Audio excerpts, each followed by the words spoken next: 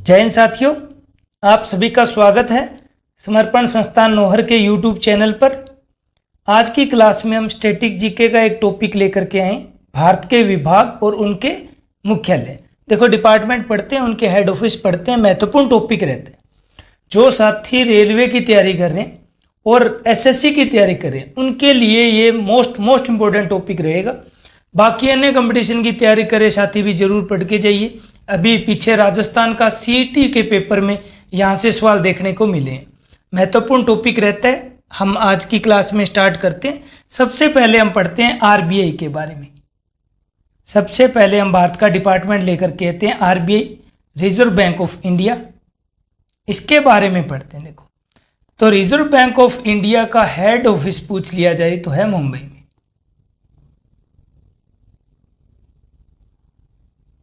RBI की full form तो सभी को ही पता होती है, reserve bank of India.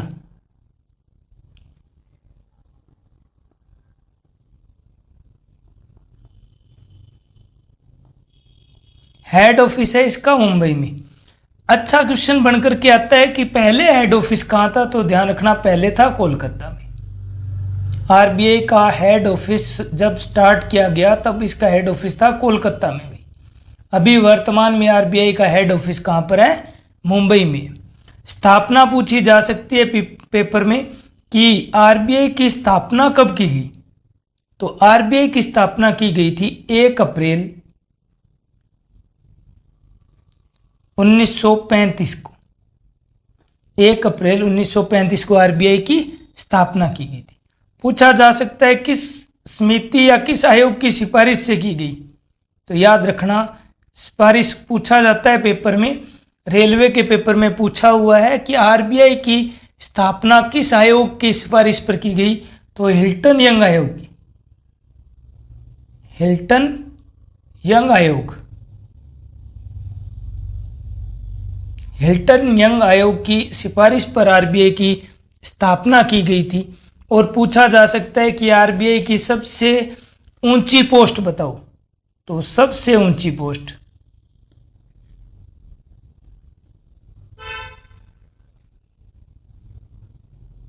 RBI का गवर्नर होता है। भाई, सबसे ऊंची पोस्ट क्या है, गवर्नर है।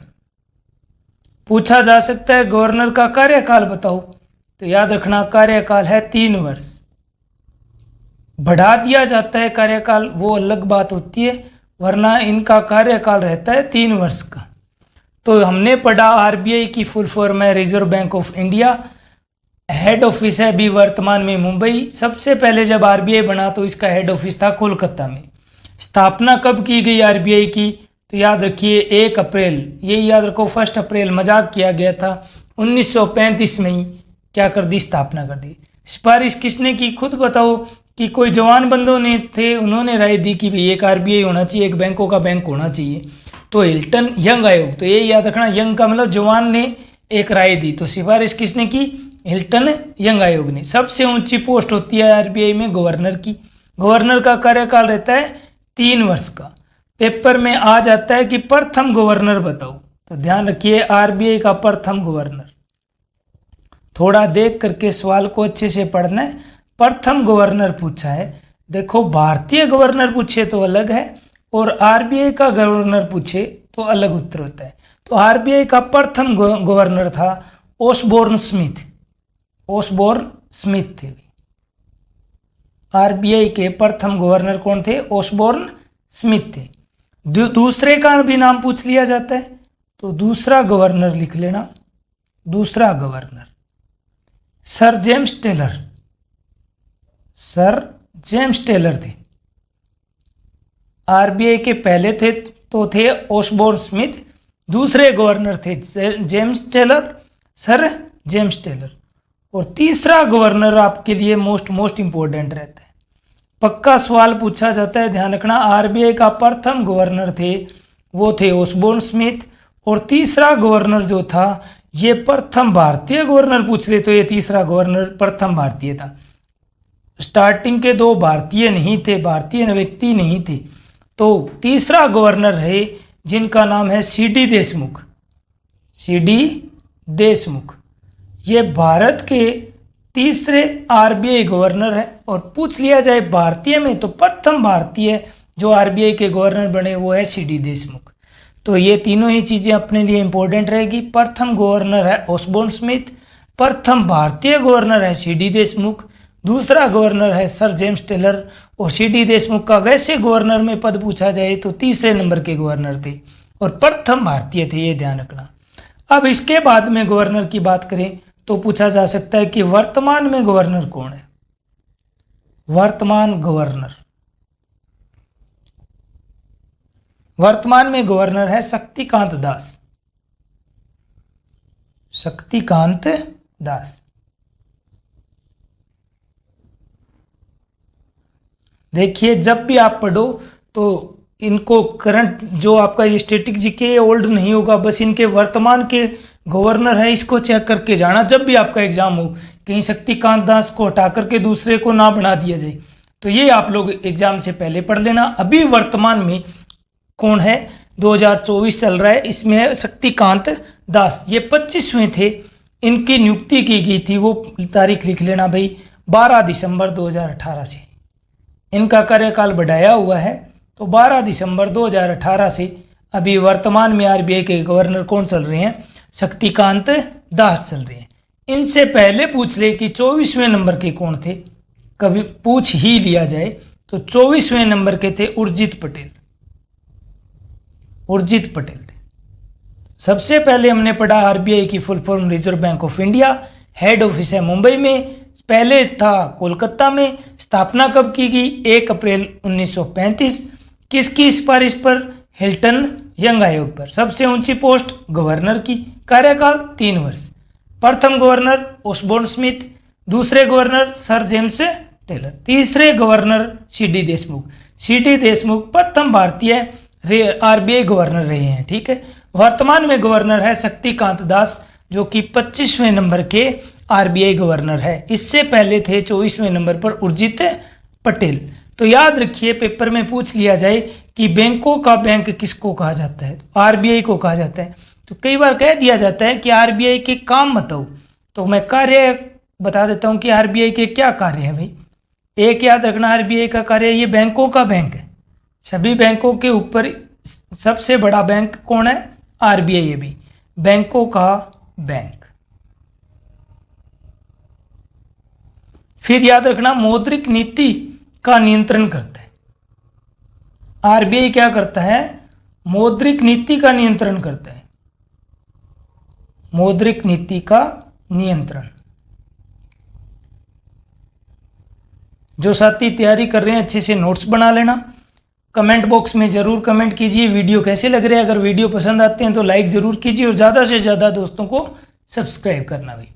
तो आरबीआई का कार्यकाल काम हमने पढ़ा, क्या है, बैंकों का बैंक है, मौद्रिक नीति पर नियंत्रण करता है। पूछ लिया जाए कि कितनी मौद्रिक नीति होती है, तो याद रखना 6 मौद्रिक नीति रहती है। साल में 6 मौद्रिक नीति होती है। मौद्रिक नीति अच्छा सवाल बनकर के आते हैं, थोड़ा आरबीआई अच्छे से पढ़ के जाना।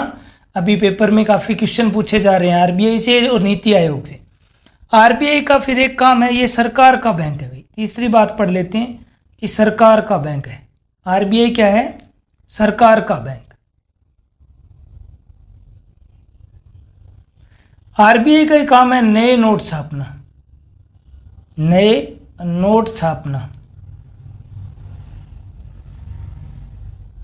नए नोट छापना। अंतिम बात पढ़े महत्वपूर्ण कार्यों में, वो है विदेशी विनिमय को देखना भाई। विदेशी विनिमय पर नियंत्रण।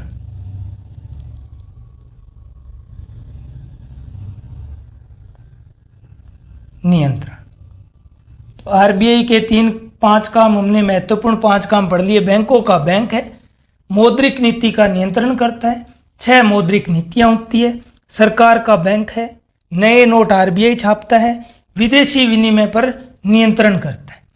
नए नोट छापता है, ये वाली बात मैंने बोली है।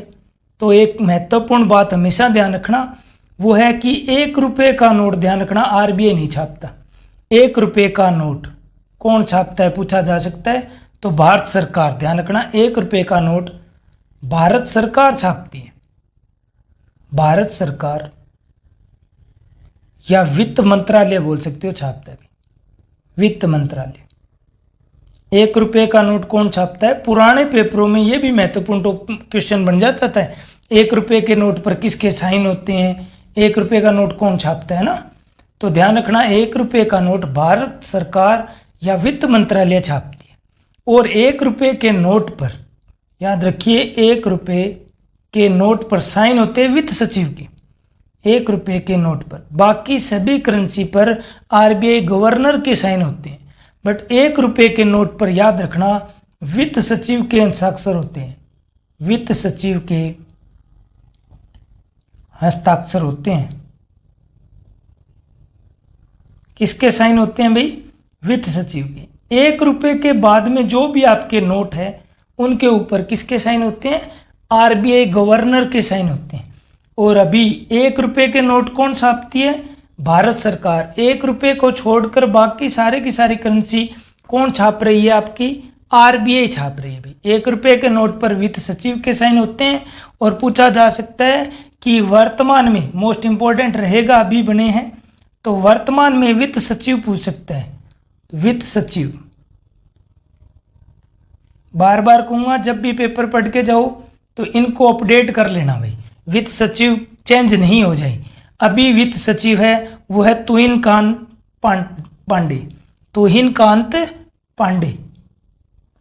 तुहिनकांत पांडे। तो वर्तमान में वित्त सचिव कौन है? तुहिनकांत पांडे। 20वें वित्त सचिव है जी। तो याद पढ़ करके जाना। शक्तिकांत दास कितने नंबर के आरबीआई गवर्नर है? 25वें। 24वें कौन थे? उर्जित पटेल। अभी वित्त सचिव कौन है? तो तुहिनकांत पांडे है। याद रखना, तुहिनकांत पांडे। तो ये आपके लिए आरबीआई महत्वपूर्ण चीज तैयार हो जाती है अपने एक चीज। तो हम रिकैप ले लेते हैं छोटा सा। सबसे पहले हमने पढ़ लिया है आरबीआई। आरबीआई का हेड ऑफिस कहाँ है? मुंबई में। जब आरबीआई शुरुआत हुई थी तब इनका हेड ऑफिस कहाँ था? कोलकाता में था। आरबीआई की फुल फॉर्म हर कोई जानता है, रिजर्व बैंक ऑफ इंडिया। स्थापना कब की गई? 1 अप्रैल 1935। महत्वपूर्ण बात रहेगी। फिर किसकी सिफारिश से? तो हिल्टन यंग आयोग की सिफारिश से। सबसे ऊंची पोस्ट गवर्नर की होती है। कार्यकाल होता है 3 वर्ष। प्रथम गवर्नर पूछा जा सकता है आरबीआई के, वो थे ओसबोर्न स्मिथ। दूसरे थे सर जेम्स टेलर। तीसरे गवर्नर थे सीडी देशमुख। पूछ लिया जाए कि प्रथम भारतीय गवर्नर बताओ आरबीआई के, तो वो थे सीडी देशमुख थे भाई। वर्तमान गवर्नर है शक्तिकांत दास। कितवें नंबर के है? याद रखना अच्छे से कि 25वें आरबीआई गवर्नर है भाई। 24वें थे उर्जित पटेल। बैंक का कार्य क्या है? मौद्रिक नीति का नियंत्रण करता है। कितनी मौद्रिक नीति होती है बैंक की? तो याद रखना 6 होती है भाई। नए नोट छापता है, बट ध्यान रखना 1 रुपये का नोट भारत सरकार छापती है, वित्त मंत्रालय छापता है। और 1 रुपये के नोट पर किसके साइन होते हैं? वित्त सचिव के हस्ताक्षर होते हैं। वर्तमान में वित्त सचिव कौन है? तुहिनकांत पांडे है। कितवें नंबर के? तो 20वें नंबर के। तो ये अच्छे से याद रखना। अगर इससे पहले का पूछ लिया जाए कि इससे पहले कौन थे, तो लिख लेना भाई 19वें थे डॉक्टर टीवी स्वामीनाथन। ठीक है, डॉक्टर टीवी सोमनाथन।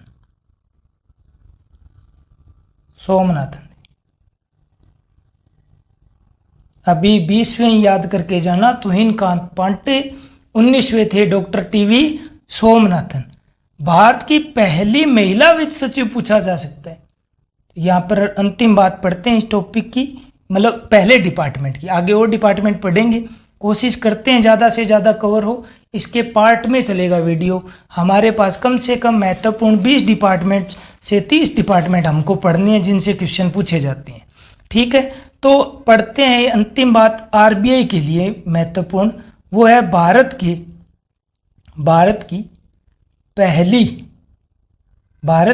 पहली महिला वित्त सचिव। भारत की पहली महिला वित्त सचिव कौन थी? महिला वित्त सचिव। भारत की पहला पहली महिला वित्त सचिव थी वो थी सुषमा नाथ। याद रखना, सुषमा नाथ। ठीक है, अब चलिए अब दूसरा डिपार्टमेंट हम पढ़ते हैं। आरबीआई हमने कवर कर लिया है। याद रखना बस कि वित्त सचिव वर्तमान में कौन है, तुहिन कांत पांडे, और प्रथम भारतीय महिला जो वित्त सचिव बनी थी वो थी सुषमा नाथ। दूसरी पढ़ते हैं हम डिपार्टमेंट है नीति आयोग, और ये मोस्ट इम्पोर्टेंट रहता है। अभी राजस्थान के सीईटी में यहाँ से काफ़ी क्वेश्चन देखने को मिले हमें। ठीक है, NITI Aayog, NITI Aayog.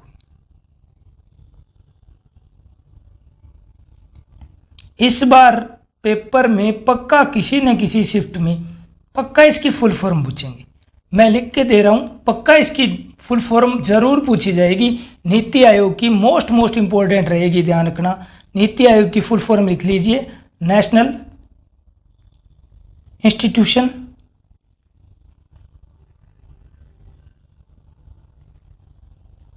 For transforming India, transforming India. तो नीति आयोग की फुल फॉर्म होती है national institution for transforming India. ये याद रखना है हमें कि ये योजना आयोग को समाप्त करके बनाया गया। योजना आयोग, योजना आयोग को समाप्त करके बनाया।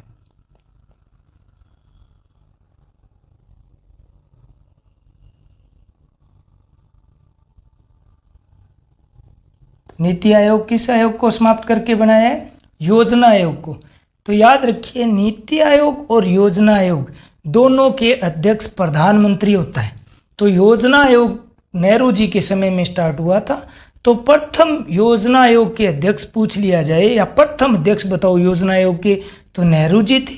और प्रथम अध्यक्ष नीति आयोग का पूछ लिया जाए तो नरेंद्र मोदी थे। और वर्तमान में कौन है अभी अध्यक्ष? तो नरेंद्र मोदी है। जो प्रधानमंत्री होता है वही अध्यक्ष होता है। अब यहाँ पर थोड़ी सी एक बात लिखना कि इसकी स्थापना, किसकी? नीति आयोग की स्थापना, स्थापना या गठन कब किया गया? नीति आयोग की स्थापना या गठन, तो ये है 1/1/2015 को इसका गठन किया गया भाई। और 6 फरवरी को इसने काम शुरू कर दिया था। नीति आयोग ने का गठन कब किया गया? 1/1/2015 को। और इसने अपना काम कब स्टार्ट कर दिया? तो याद रखना 6 फरवरी 2015 को इसने काम शुरू किया। इसने काम शुरू किया। तो नीति आयोग की फुल फॉर्म पढ़ ली, स्थापना और गठन पढ़ लिया। अगर नीति आयोग का हेड ऑफिस पूछे तो ध्यान रखना दिल्ली में है नीति आयोग। अध्यक्ष पूछा जा सकता है तो ध्यान रखना नीति आयोग का अध्यक्ष पढ़ते हैं। हेड ऑफिस दिल्ली है, ध्यान रखना। नीति आयोग का हेड ऑफिस मुख्यालय कहां पर है? नई दिल्ली। अध्यक्ष पूछा जा सकता है, सीईटी के पेपर में पूछा गया। अध्यक्ष याद रखना सदैव ही प्रधानमंत्री होता है। कौन होता है? प्रधानमंत्री। तो अभी वर्तमान में अध्यक्ष कौन है? नरेंद्र मोदी। श्री नरेंद्र मोदी जी क्या है? इसके अध्यक्ष हैं। और नीति आयोग का प्रथम अध्यक्ष भी कौन थे? तो याद रखना नरेंद्र मोदी प्रथम अध्यक्ष रहे हैं। नीति आयोग के प्रथम अध्यक्ष भी कौन रहे हुए हैं? नरेंद्र मोदी जी। योजना आयोग का प्रथम अध्यक्ष पूछ लिया जाए तो याद रखना पंडित जवाहरलाल नेहरू थे। तो अध्यक्ष कौन होता है? प्रधानमंत्री होता है। फिर हम आगे पढ़े इसी में तो उपाध्यक्ष के बारे में। 3 पोस्ट रहेगी नीति आयोग की, एक अध्यक्ष, एक उपाध्यक्ष और एक सीईओ। तीनों ही इंपॉर्टेंट रहती है। उपाध्यक्ष, नीति आयोग के उपाध्यक्ष वर्तमान में कौन है? तो नीति आयोग के वर्तमान में अध्यक्ष है श्री सुमन बेरी। श्री सुमन बेरी जी, सुमन बेरी। तो नीति आयोग के उपाध्यक्ष कौन है? श्री सुमन बेरी है। यहीं पर पूछ लिया जाए प्रथम उपाध्यक्ष, इंपॉर्टेंट है, सीईटी के पेपर में पूछा हुआ है। अभी राजस्थान का सीईटी एग्जाम हुआ है उसमें प्रथम उपाध्यक्ष पूछा गया था, तो ध्यान रखना अरविंद पनगड़िया, अरविंद पनगड़िया।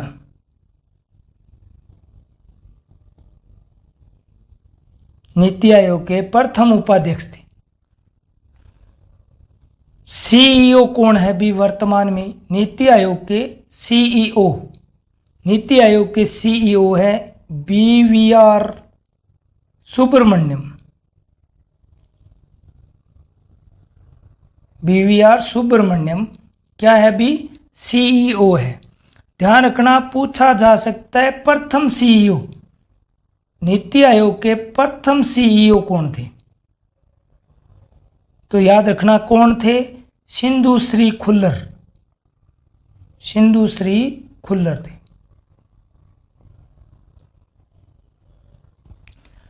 बीवीआर सुब्रमण्यम से पहले सीईओ थे अमिताभ कांत। ठीक है, महत्वपूर्ण व्यक्तित्व वाले व्यक्ति हैं ये अमिताभ कांत। क्या रहे हुए हैं? नीति आयोग के सीईओ रहे हुए हैं अमिताभ कांत। अभी नहीं है वर्तमान में, क्या? क्योंकि ये G20 के शेरपा बन गए थे। क्वेश्चन पूछा जा सकता है, अभी G20 सम्मेलन हुआ था भारत में पीछे वाला, उसमें शेरपा कौन थे? तो अमिताभ कांत G20 के शेरपा हैं भाई। ठीक है, तो हमारे लिए महत्वपूर्ण बातें हमने क्या पढ़ी कि नीति आयोग की फुल फॉर्म पढ़ी, क्या है? National institution for transforming India. फिर हमने पढ़ा कि इसका गठन कैसे किया गया, तो याद रखना योजना आयोग को समाप्त करके बनाया गया। ठीक है, तो योजना आयोग के प्रथम अध्यक्ष थे पंडित जवाहरलाल नेहरू। और नीति आयोग का गठन कब किया गया? 1/1/2015 को। 6 फरवरी 2015 को इसने काम शुरू किया गया। हेड ऑफिस है नई दिल्ली। अध्यक्ष है प्रधानमंत्री होता है, नरेंद्र मोदी जी प्रथम अध्यक्ष थे और वर्तमान में भी यही है। उपाध्यक्ष हैं वर्तमान में श्री सुमन बेरी और प्रथम उपाध्यक्ष थे अरविंद पनगड़िया। सीईओ अभी वर्तमान में है बीवीआर सुब्रमण्यम और प्रथम सीईओ थे सिंधु श्री खुल्लर। अमिताभ कांत अभी क्या है? तो ये G20 के शेरपा है। यहाँ पर ये महत्वपूर्ण फैक्ट पढ़ लेते हैं, कई बार पूछा जा सकता है कि नीति आयोग के कितने स्तंभ हैं? तो नीति आयोग के याद रखना 7 स्तंभ है। नीति आयोग के स्तंभ पूछे जा सकते हैं कि कितने होते हैं, बस इतना ही पूछेगा के स्तंभ कितने हैं भाई? तो 7 होते हैं। ध्यान रखना अच्छे से, नीति आयोग के स्तंभ कितने होते हैं? 7 होते हैं। और अंतिम महत्वपूर्ण बात यहाँ पर पढ़े तो याद रखिए, एक तो स्थायी मंत्री पूछा जा सकता है और एक पूछा जा सकता है जब आपने योजना आयोग को समाप्त किया गया है तो योजना आयोग का अंतिम उपाध्यक्ष पूछा जा सकता है। क्या पूछा जा सकता है? योजना आयोग का अंतिम उपाध्यक्ष।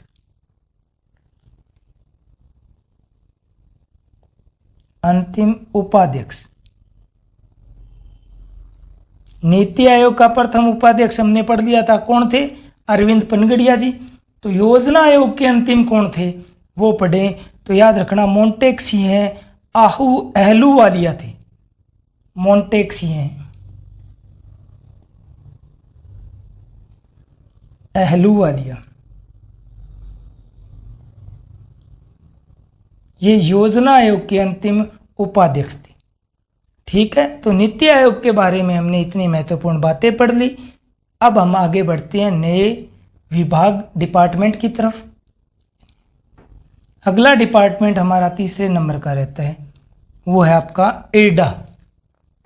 इस पर भी सीटेट में सेट सीईटी राजस्थान में क्वेश्चन पूछा जा चुका है। ये पूछा गया कि बीमा कंपनियों को नियंत्रण कौन करता है? तो ध्यान रखना एडा करती है भाई। एडा की फुल फॉर्म पूछी जा सकती है, तो एडा की फुल फॉर्म है insurance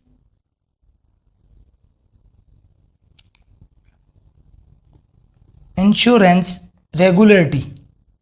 insurance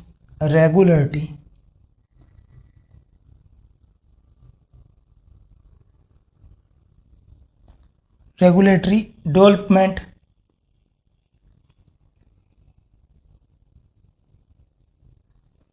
authority of India, authority of India. Insurance regulatory development authority of India, एडा की फुल फॉर्म रहती है। एडा का हेड ऑफिस ध्यान रखना कहाँ पर है, हैदराबाद में है। ध्यान से नई दिल्ली मत कर देना, अच्छा सवाल रहेगा रेलवे वालों और जीडी, एसएससी जीडी या एसएससी की तैयारी कर रहे बच्चे अच्छे से पढ़ के जाना। एडा का हेड ऑफिस पूछे जाने के चांसेस रहेंगे। हेड ऑफिस है हैदराबाद में। चेयरमैन पूछे जा सकते हैं कि एडा का चेयरमैन कौन है।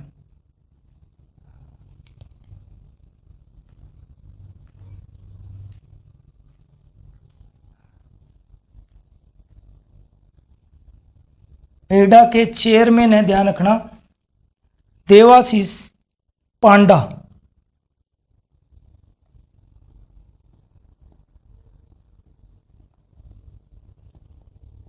एडा के चेयरमैन कौन है, देवाशीष पांडा है।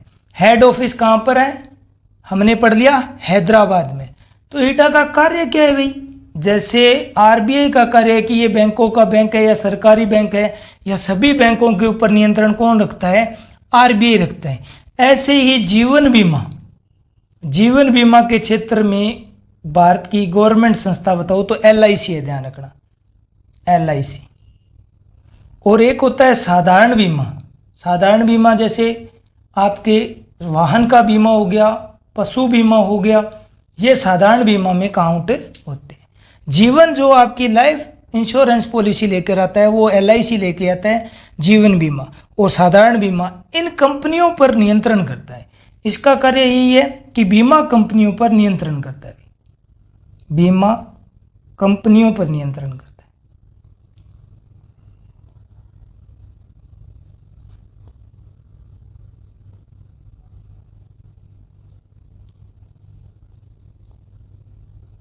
गवर्नमेंट की संस्था जीवन बीमा के लिए है एलआईसी, और साधारण बीमा के लिए कौन कौन सी संस्था है तो ध्यान रखिए। एक है नेशनल इंश्योरेंस, वो इंश्योरेंस होता है, ये एश्योरेंस होता है, ध्यान रखना नेशनल NATION नेशनल इंश्योरेंस। दूसरी संस्था है भाई यहाँ new India insurance, new India insurance. तीसरी संस्था होती है वो है ओरिएंटल इंश्योरेंस। और चौथी है यूनाइटेड इंडिया इंश्योरेंस या यूनाइटेड इंश्योरेंस। ठीक है, ये चार साधारण बीमा की गवर्नमेंट क्षेत्र की कंपनियां हैं। जो अन्य प्राइवेट बीमा एजेंसी है या इन पर कौन कंट्रोल करता है तो ईडा करता है। ईडा के हेड ऑफिस है हैदराबाद में। वर्तमान में इनके चेयरमैन कौन है तो देवाशीष पांडा है। ईडा क्या करती है, बीमा जीवन बीमा कंपनी और साधारण बीमा कंपनियों के ऊपर क्या करती है, ये नियंत्रण करती है। हमने चार साधारण बीमा गवर्नमेंट पढ़ ली कंपनियों के नाम, एक एलआईसी जीवन बीमा के बारे में पढ़ दिया। अब अगला हम लेकर के आए तो वो है आपका चौथे नंबर का डिपार्टमेंट पढ़ें तो ट्राई पढ़ लेते हैं। आज का अंतिम पढ़ लेते हैं, वीडियो फिर ज़्यादा लंबा हो जाता है। काफ़ी बच्चों ने राय दी कि सर वीडियो को थोड़ा छोटा रखो। देखो कोशिश ये रहती है कि एक टॉपिक कवर करें तो उसके लिए कई बार वीडियो लंबा हो जाता है। अब इसमें भी काफ़ी हमें 20 से 30 महत्वपूर्ण हेड ऑफिस पढ़ने हैं, तो हम इसको पार्ट में डिवाइड कर देंगे, तो आप वहाँ से कवर करते हुए चलना। ठीक है, महत्वपूर्ण टॉपिक रहेगा। और ध्यान से अच्छा लगे वीडियो तो ज़रूर लाइक करना और ज़्यादा से ज़्यादा दोस्तों को शेयर करना। कमेंट बॉक्स में ज़रूर आप अपने कमेंट कीजिए, आप अपनी एडवाइस दीजिए ताकि हम और अच्छा कर सकें। अंतिम हम आज का विभाग पढ़ते हैं वो ट्राई। ट्राई की फुल फॉर्म ही पूछी जा सकती है। ट्राई की फुल फॉर्म होती है टेलीकॉम रेगुलेटरी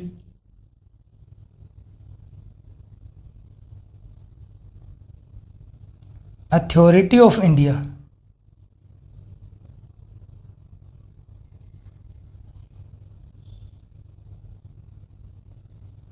ट्राई की फुल फॉर्म हो गई। ट्राई का हेड ऑफिस पूछ लिया जाए तो हेड ऑफिस है नई दिल्ली। आज हमने 4 पढ़े हैं, उनमें से 3 का तो नई दिल्ली है, ये याद रखना, एडा का हैदराबाद है, नई दिल्ली मत कर देना भाई। तो ट्राई का फुल फॉर्म क्या हो गया? Telecom regulatory authority of India, head office है नई दिल्ली। पूछा जा सकता है कि ट्राई के चेयरमैन का नाम बताओ, तो ट्राई के चेयरमैन का नाम, ट्राई के चेयरमैन कौन है भाई? तो इंपॉर्टेंट रहता है, अभी वर्तमान चेयरमैन है वो है अनिल कुमार लाहोटी, अनिल कुमार लाहोटी है।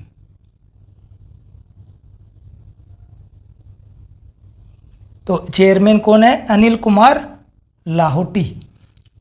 पूछा जाए कि ईडा का कार्य बताओ, तो सॉरी ट्राई का कार्य बताओ, तो कार्य रहेगा वो है टीवी चैनल और मोबाइल पर कंट्रोल रखती है भाई।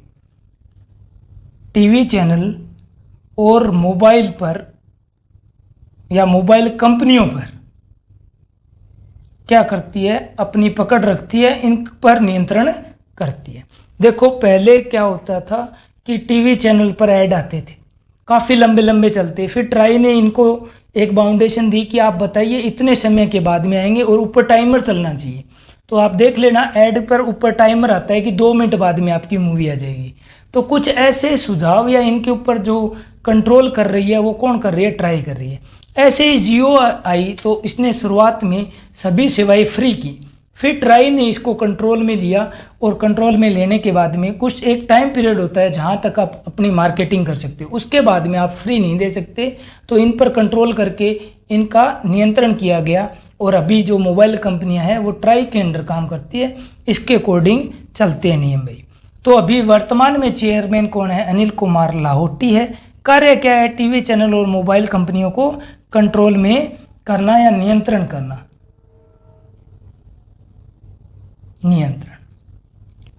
ऐसे ही क्वेश्चन अच्छा बनकर के आता है, इंपॉर्टेंट लगा लेना चाहिए, बनता है अच्छा क्वेश्चन। एमएनपी, देखो पहले कभी भी नई सिम लेनी पड़ती थी अगर कोई भी स्टेट चेंज करते थे, तो अभी नंबर आपको चेंज करने की जरूरत नहीं है, उसी नंबर से आप ऑपरेटिंग सिस्टम या नेटवर्क चेंज कर सकते हो। इसको बोला गया एमएनपी, ठीक है। तो एमएनपी कहाँ से शुरुआत हुई? तो याद रखना रोहतक हरियाणा से शुरू हुआ था, ठीक है, हरियाणा से। मोबाइल नंबर पोर्टेबिलिटी है तो वो रोहतक हरियाणा से शुरू हुआ था। अब आपको नंबर नहीं बदलने की जरूरत, आप अपना नेटवर्क बदलना चाहते हो तो पहले नेटवर्क बदलने पर आपको नई सिम लेने की जरूरत होती थी, नया नंबर लेने की जरूरत होती थी। अब आपको वही नंबर आपका रहेगा। तो याद रखिएगा, तो एमएनपी कहाँ से स्टार्ट किया गया? रोहतक हरियाणा से शुरू। और पूछ लिया जाए कि एमएनपी का मैसेज कितने नंबर पर भेजा जाता है, तो याद रखना 1900 पर सेंड किया जाता है। आप अपना पोर्ट लिखोगे कैप्स लॉक में, स्पेस लगा करके आपके 10 डिजिट के नंबर, 10 आपके डिजिट के जो नंबर है वो लिख करके 1900 पर सेंड कर दीजिए, आपको पोर्ट का रिक्वेस्ट सेंड कर दी जाएगी, ठीक है। ऐसे ही आपके पास अनवांटेड मैसेज आते हैं तो आप डीएनडी सेवा कर सकते हो एक्टिवेट, डू नोट डिस्टर्ब। पूछा जा सकता है डू नोट डिस्टर्ब का मैसेज कितने नंबर पर किया जाता है, तो 1909 पर किया जाता है, याद रखना डू नोट डिस्टर्ब। तो ये हमारे आज के महत्वपूर्ण डिपार्टमेंट पढ़े हमने। सबसे पहले हमने पढ़ा है आरबीआई, उसके बाद में हमने पढ़ा है नीति आयोग, फिर पढ़ा एडा और एक पढ़ा है ट्राई। वीडियो कैसा लगा जरूर बताना, मन लगाकर तैयारी कीजिए। जय हिंद, जय भारत। धन्यवाद साथियों।